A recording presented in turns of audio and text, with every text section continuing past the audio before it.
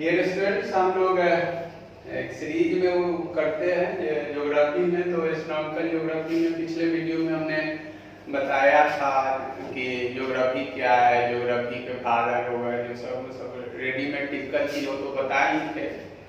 Geography को कैसे वर्गीकृत किया गया है उसमें हमने डिस्कस और सारा जो किया था। इसके पहले स्टार क्या है ये पढ़े थे हम लोग, कॉन्स्टेलेशन क्या है, गैलेक्सी क्या है, और पिछले वीडियो में सोलर सिस्टम सौर परिवार या सौर मंडल की चर्चा हुई थी। अब उसी कड़ी में हम लोग ये डिस्कस किए थे कि सौर परिवार क्या है। तो परिवार कहलाने के लिए इसके पहले जो वीडियो में आपने पढ़ा है कि सोलर सिस्टम, मतलब हम दोहरा देते हैं, या पिछले वीडियो में है आपका सोलर सिस्टम। तो ये हिंदी में तो आप पढ़ते हैं सौर परिवार। तो परिवार का तो इंग्लिश आप जानते हैं फैमिली होता है, लेकिन यहाँ फैमिली से तात्पर्य सिस्टम से है। तो इसको हम दोहरा देते हैं तब इसमें आएगा। तो सौर परिवार का परिवार कहलाने के लिए there must be a head of the family, that is parents.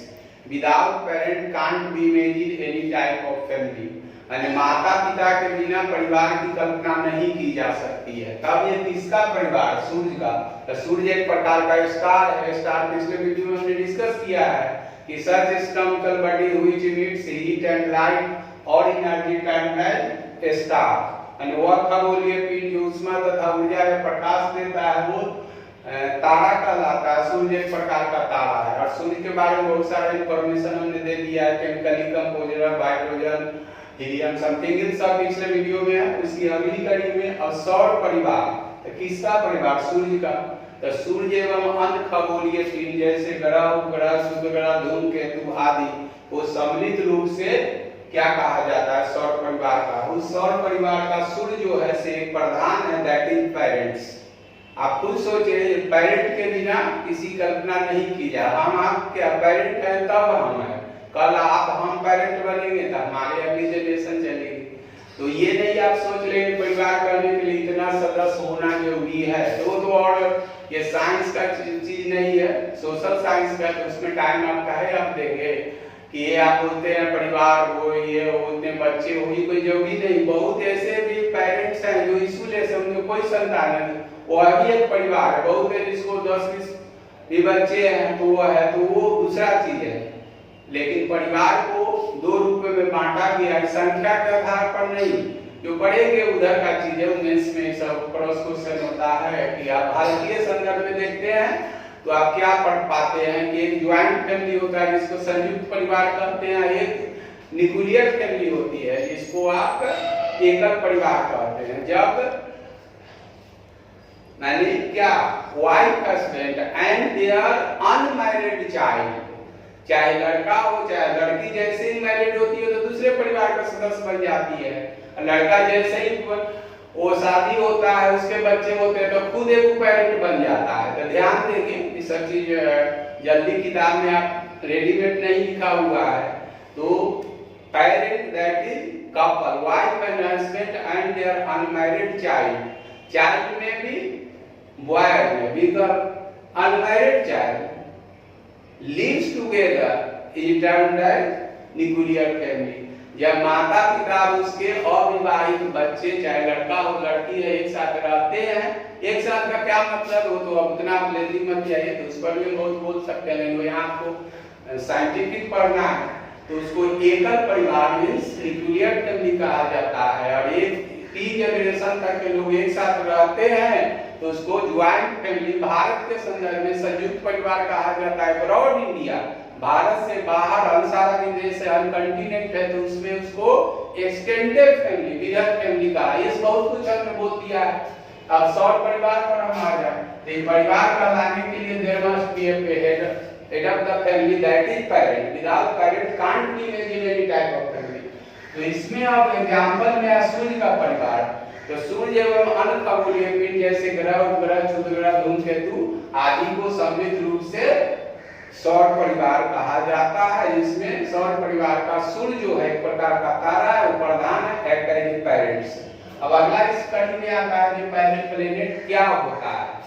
तो वह खगोलीय पिंड जो सूर्य के चारों तरफ किसी खास पथ पर ऑर्बिट वो परिभ्रमण करते रिवॉल्व करते रहते हैं तथा जो ऊष्मा एवं ऊर्जा या प्रकाश नहीं प्रदान करता है वो प्लेनेट ग्रह कहलाता है। And such astronomical body which revolves around the sun on particular path and does not emit heat and light or energy contact planet। I hope समझ गए होंगे कि वह खगोलीय पिंड जो सूर्य के चारों तरफ किसी खास पथ पर वह पथ पर है तो परिभ्रमण करेगा रिवॉल्व करेगा वह ग्रह कहलाता है। सब समझ गए होंगे। वर्तमान में ग्रहों की संख्या जो है से 8 है। ग्रहों की संख्या 9 थी।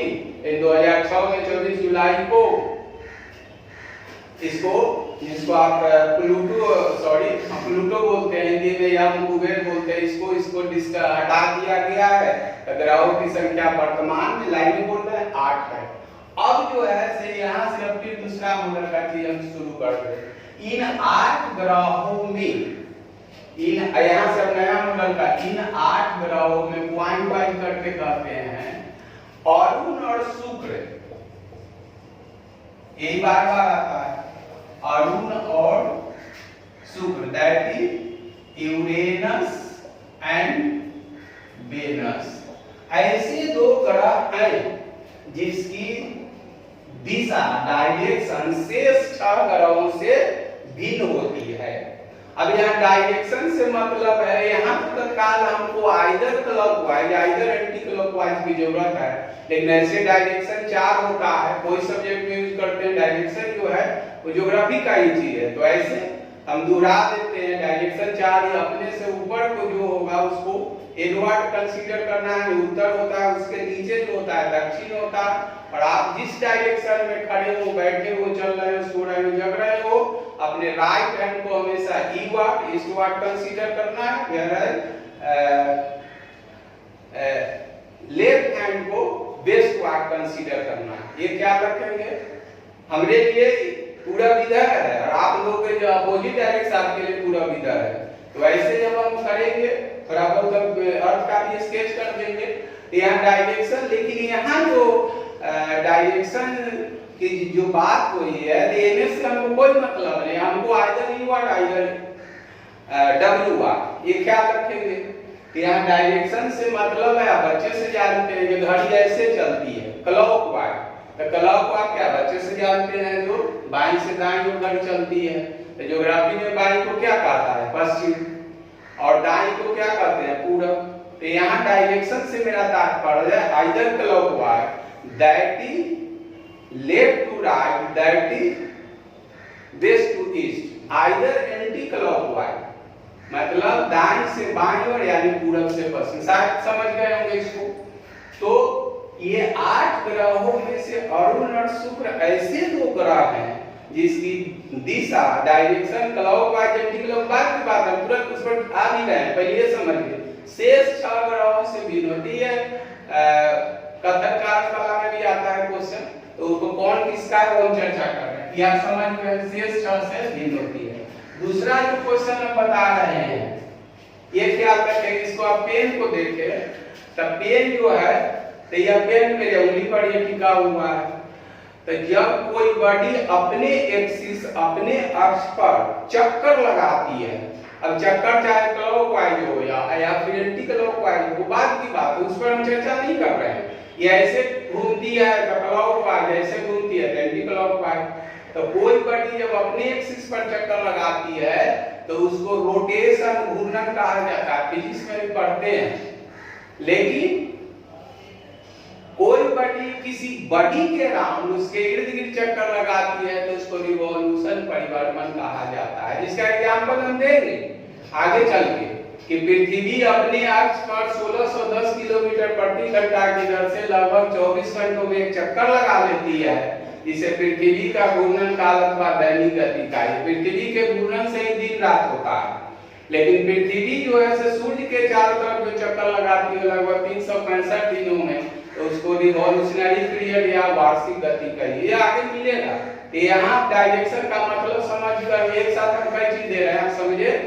तो कोई बॉडी अपने एक्सिस पर चक्कर लगाती है, अभी तो रोटेशन रिवॉल्यूशन हम बोल नहीं सकते हैं, तो उसको रोटेशन कहा जाता है किसी बॉडी के round either clockwise either anti clockwise, तो उसको रिवॉल्यूशन, शायद समझ गए होंगे। अब ये क्वेश्चन तो ये अरुण और शुक्र ऐसे दो ग्रह हैं जिसकी दिशा शेष ग्रहों से अभी तक पता नहीं लगेगा कि किसका कौन दिशा है। तो दूसरा पॉइंट में जितने सारे ग्रह हैं, 8 ग्रह हैं, उसका रिवॉल्यूशनरी डायरेक्शन, रिवॉल्यूशनरी में परिभ्रमण की दिशा, परिभ्रमण किसको कहते हैं? जब ग्रह तो सूर्य के चारों तरफ, तो परिभ्रमण की दिशा समान होती है, ये ख्याल रखेंगे। परिभ्रमण के रिवॉल्यूशनरी डायरेक्शन में कोई भिन्नता नहीं होती है। तो यहाँ पर क्या लिखेंगे? 8 ग्रहों की रिवॉल्यूशनरी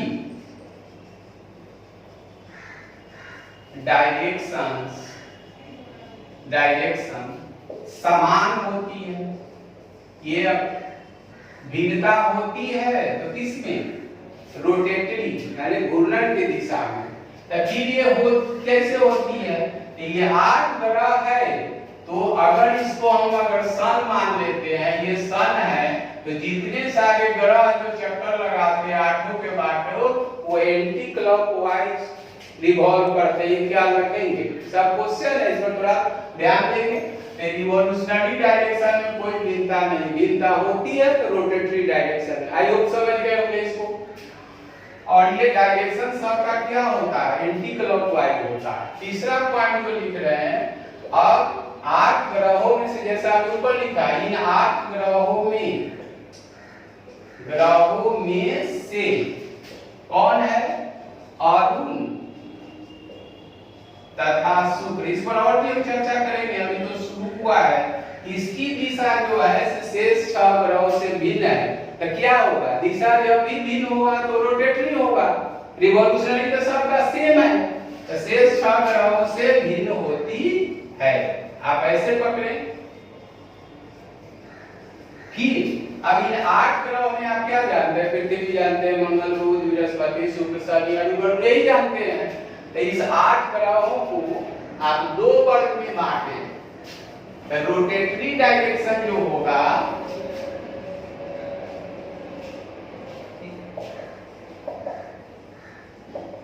और डायरेक्शन से लिख रहे हैं, ध्यान दीजिए, यहाँ पर केवल डायरेक्शन लिखा हुआ है, दिशा अलग अलग है इसका। तो इधर जो है आपका कौन है? अरुण एवं शुक्र, यूरेनस एंड वेनस। इधर शेष 6 आपका क्या बचता है? पृथ्वी, मंगल, बुध, बृहस्पति, और शुक्र तो उधर चला गया है, तो क्या होगा? शनि होगा, और अरुण तो उधर चला गया है तो वरुण होगा। आई होप इसको आप समझ गए होंगे। तो ये लिखा ही हुआ है रोटेटरी डायरेक्शन, रिवॉल्यूशनरी बार-बार बोले, इसमें कोई अंतर नहीं होता।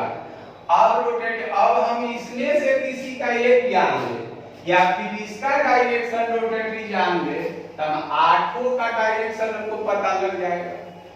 तो इसमें से अब ये कहते हैं कि इसमें जो भी इसका डायरेक्शन होगा 6 का सेम होगा, इसका क्या होगा? उल्टा होगा।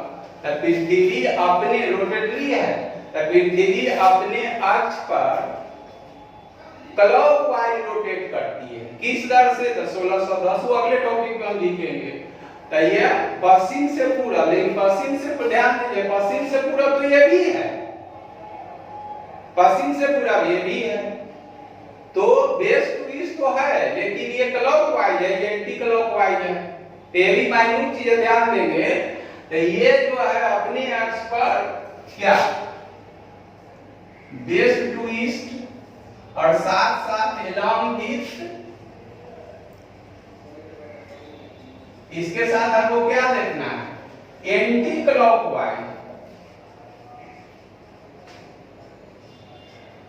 रोटेट करती है। मींस क्या? अगर ये सन है तो ये ऐसे, ये भी वेस्ट टू ईस्ट है तो ये क्या हो गया? क्लॉकवाइज हो गया, ये एंटी क्लॉक, दोनों पश्चिम से पूरब जाता है, लेकिन ये जो है क्लॉकवाइज एंटी क्लॉकवाइज, दोनों का दिशा बता दिया। ऐसे इसको आप समझ लीजिए, हम फिगर बना देते हैं। ये आपका क्या है? सन है, तो ये डायरेक्शन है किसका? ये पृथ्वी का, तो पृथ्वी के साथ ये सारा है, मंगल बुध बृहस्पति शनि वरुण उधर में चला गया है, सब का डायरेक्शन सेम है। और जब ये दोनों का है, इतना कोई जरूरत है नहीं, बार बार स्ट्रेस देने से कई तरह का क्वेश्चन बनता है। तो इसका डायरेक्शन क्या होगा, इसका ऐसे होगा। तो डायरेक्शन से मेरा तात्पर्य है either clockwise either anti clockwise, और रिवॉल्यूशनरी डायरेक्शन सबका सेम होता है, रोटेटरी डायरेक्शन केवल डिफरेंट होता है। तो इसमें डायरेक्शंस लिखा हुआ है कि 6 का समान है, इसका 2 भिन्न है। इतना तो आपको जरूरत नहीं है, फिर भी किसी मॉडल का क्वेश्चन आप कहीं सॉल्व कर लेंगे। आई होप इसको समझ गए होंगे। इसके बाद हम एक और भी चीज शुरू कर देते हैं।